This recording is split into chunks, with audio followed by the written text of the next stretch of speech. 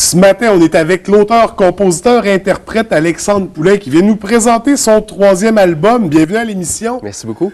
Avant de commencer dans le troisième album, on va faire on va revoir ton parcours. Vas-y. Ça commence à Sherbrooke, un petit gars qui se fait donner une guitare, autodidacte qui apprend à jouer par lui-même. Comment un petit gars de Sherbrooke passe de ça à ce que tu es rendu aujourd'hui? Mon Dieu, avec beaucoup de patience, du travail, puis beaucoup de chance aussi, je pense, dans ce milieu-là. Aujourd'hui, en tout cas, c'est ma vision, mais je pense que c'est plus tant le talent qui fait la différence, c'est beaucoup la persévérance aussi, le timing, comme on le dit souvent, tu sais.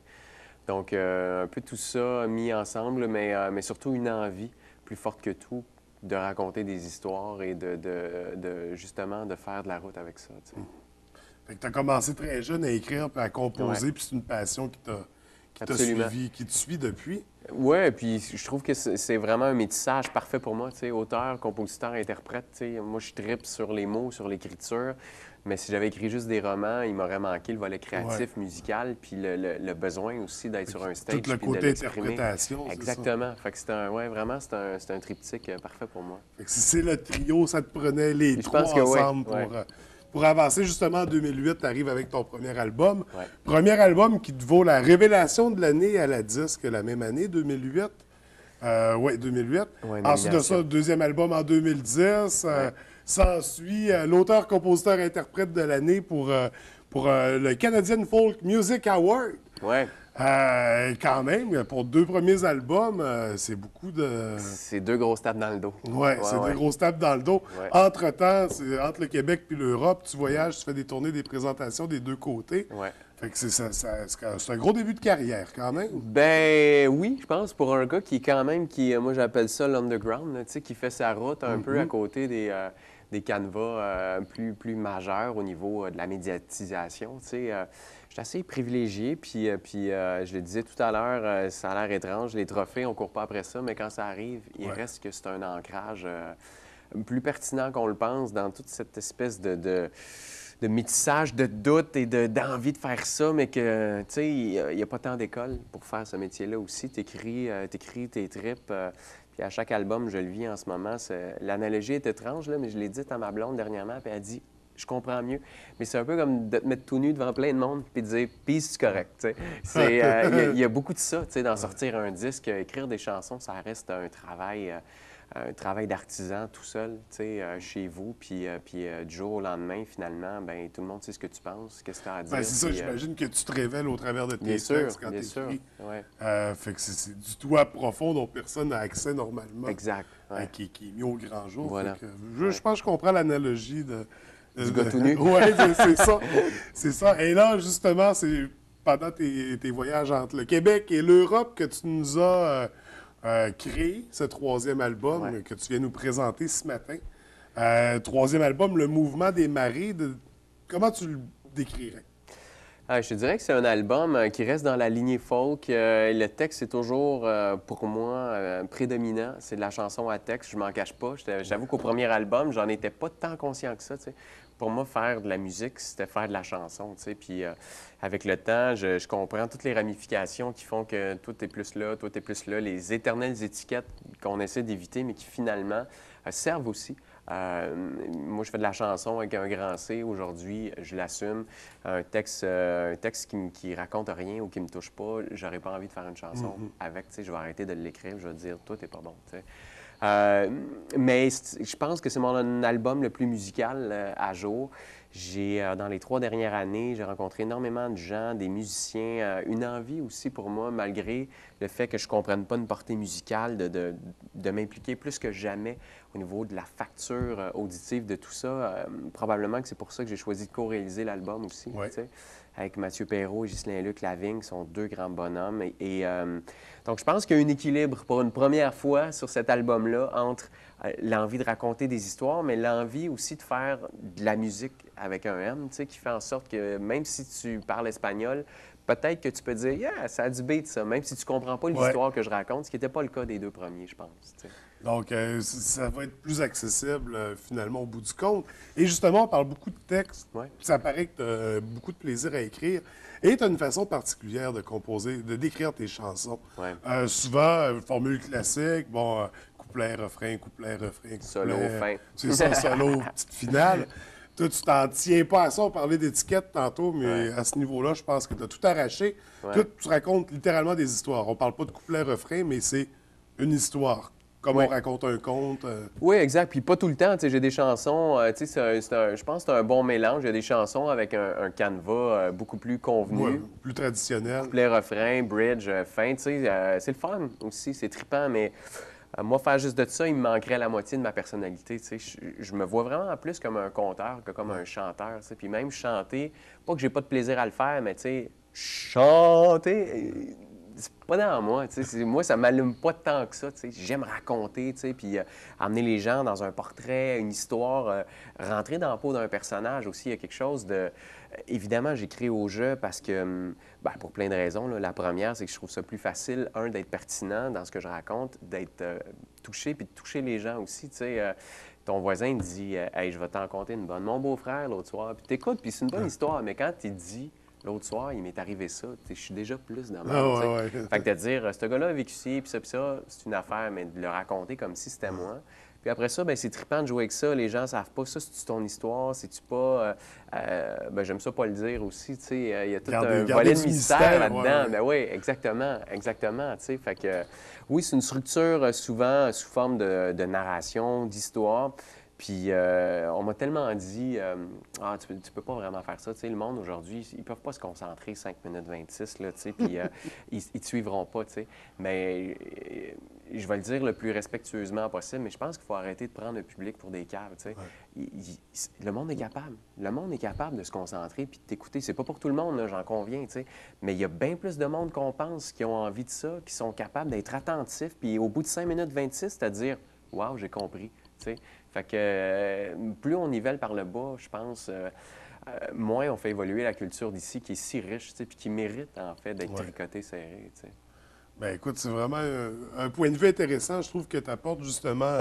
Parfois, on a l'impression qu'on infantilise tellement les gens, l'auditoire, alors qu'ils sont capables d'en prendre. Vraiment, ben oui, puis de l'apprécier en plus. Oui, justement. Puis et d'ailleurs, tu n'en serais pas à ton 3e album, à des tournées Europe, Québec, absolument, à des prix. Si ce n'était pas le cas, absolument, il faut qu'à quelque part, il y a des gens qui entendent ta musique et qui l'apprécient. Il faut qu'il y ait une résonance. Ben oui, sinon, c'est ça, si tu en vends 5 copies, non, ça, on n'entendra pas parler de toi. Non, je vais retourner enseigner. Et là, pour en revenir à quand tu écris, tout le processus, c'est quoi qui t'inspire quand tu racontes une histoire? Où tu vas l'appuyer? Parce que là, on a parlé des fois, c'est ton histoire, mais est-ce que tu racontes l'histoire des autres? Est-ce que c'est vraiment, tu crées comme un auteur écrire un roman? Beaucoup de ça. Il y a des chansons, ça raconte l'histoire d'amis proches aussi, mais juste assez déviés pour que je n'aie pas à leur demander leur permission, mais qui se reconnaissent facilement, qui vont dire... Il me semble que je t'ai conté ça un soir. Non. Mais oui, il y a beaucoup de ça. Ça se passe beaucoup dans l'écoute. Je suis un gars vraiment paradoxal dans mon genre. Tu t'en certainement compte maintenant. J'ai assez verbomoteur. J'aime exprimer, j'aime parler. Mais il y a un côté de moi qui est très contemplatif, très observateur. Moi, j'aime ça m'asseoir dans un café, sur une terrasse, une journée de temps, puis regarder du monde passer, essayer de voler une phrase quand il y a un petit couple qui passe. Puis ça tient tellement pas à grand-chose, une chanson.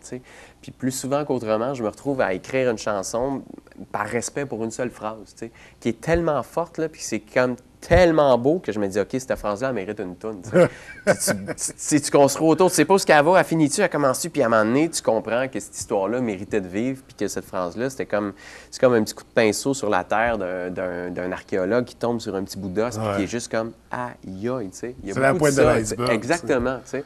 Fait que beaucoup de moi, beaucoup d'autres aussi, un mélange vraiment de tout ça, puis une envie de raconter, encore là. C'est vraiment la base de tout ça. Et c'est palpable. Je pense que c'est la première chose qu'on ressent quand on écoute tes chansons. On a envie de les écouter. On a envie d'entendre l'histoire, de l'entendre jusqu'au bout, de découvrir cet univers-là. Donc, et tu nous ramènes encore ce concept-là avec encore plus poussé, encore plus développé. C'est encore plus du Alexandre Poulain, finalement, Mais je pense que avec oui. ton troisième album. Je pense que oui. C'est plus personnel au niveau de la facture, en tout cas, que ce soit musical. Les textes aussi, écoute, c'est moi-même qui m'auto-analyse, là. Mais je pense que ouais, la plume, elle s'est affranchie encore de petits faux plis, puis j'espère, anyway, évoluer toute ma carrière. J'aspire à être un étudiant toute ma vie. La journée où j'aurais pensé que j'ai compris quelque chose puis qu'il faut que je l'enseigne, j'espère que je ferai d'autres choses.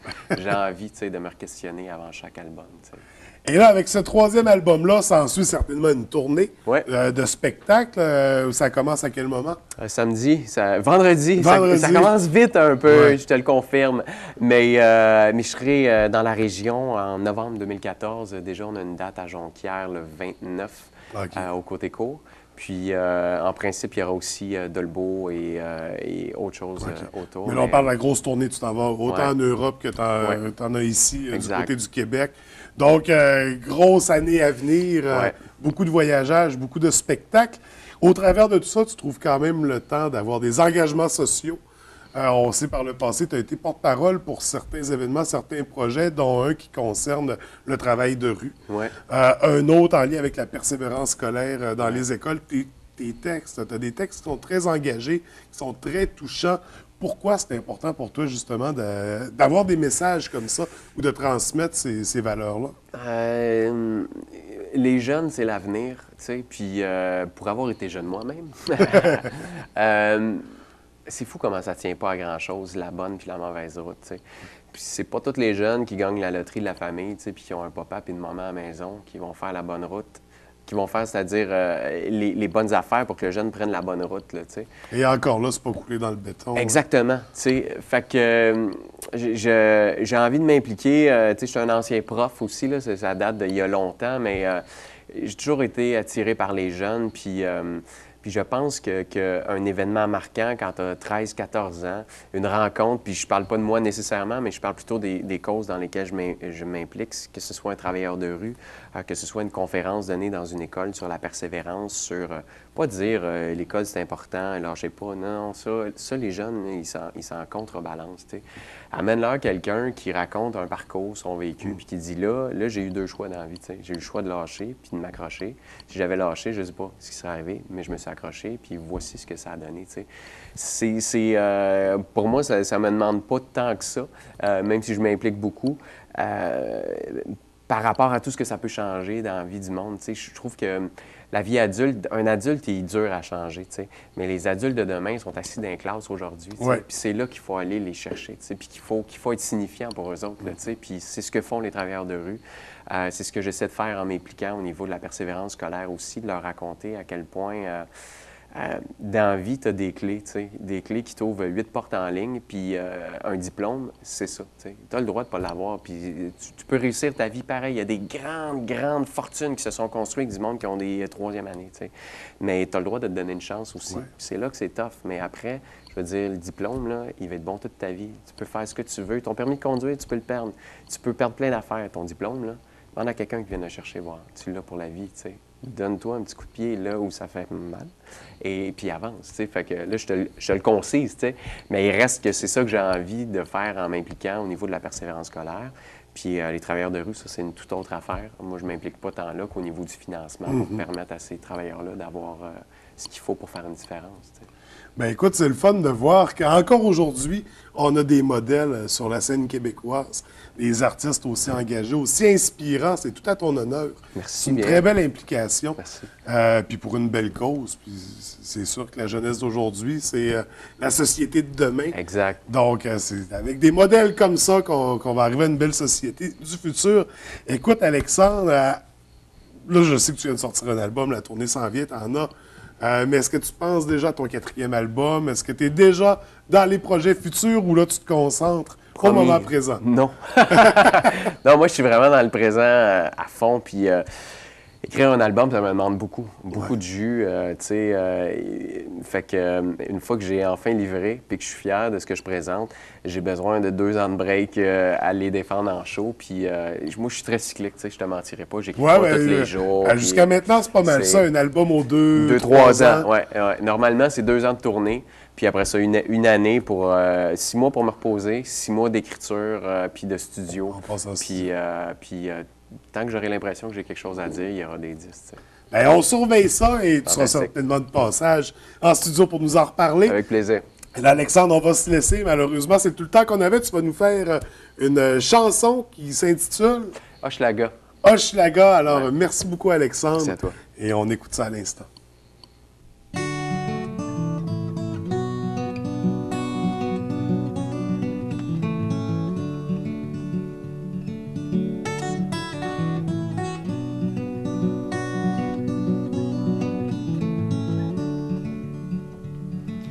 Pas mon père, tu te prends pour qui? Tu sais rien de moi pis de mes amis. Ma mère n'a ramené des bains plus tough. Moi les gars comme toi, je les mets dans ma poche. Pis tu vas bien faire comme toutes les autres. Tu vas claquer la porte en mettant ton côte. C'est moi du haut de mes 14 ans qui veille sur le bonheur de ma maman.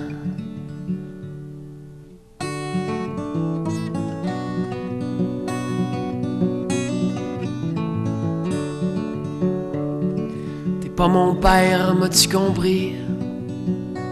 Je les connais, les grands secrets de la vie. Garde tes histoires pis tes conseils.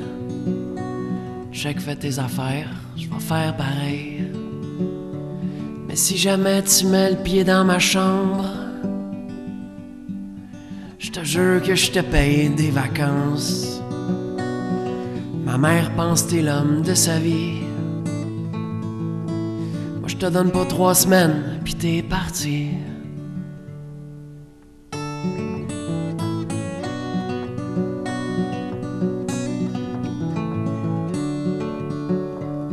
Serais-tu mon père jusqu'à midi? Je me suis mis dans le trou comme t'es ici. Ça a l'air qu'à l'école, y aurait trouvé 10 grammes de shit dans mon casier. Ouais, faudrait pas le dire à ma mère. Elle serait bien capable de trop s'en faire. Toi, tu sais comme moi qu'on passe par là quand on devient un homme dans Hochelaga.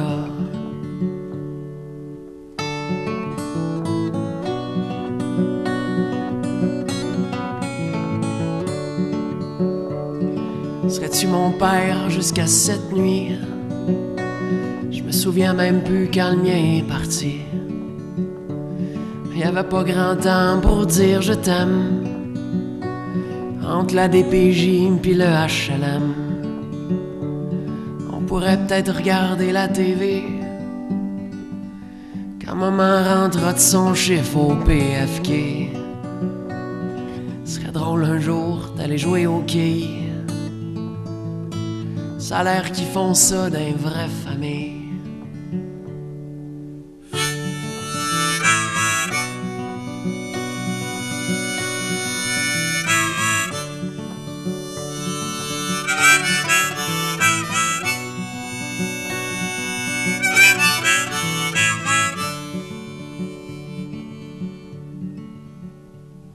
Serais-tu mon père pour toute la vie?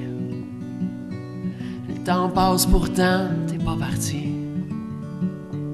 Moi je suis fatigué de jouer au tough. J'ai dans le ventre une carrière de roche. Puis comme c'est ma fête le mois prochain, m'amènerais-tu voir une game des Canadiens? Pis si personne n'entend, pis que c'est juste une fois, faudrait-tu que je t'appelle papa?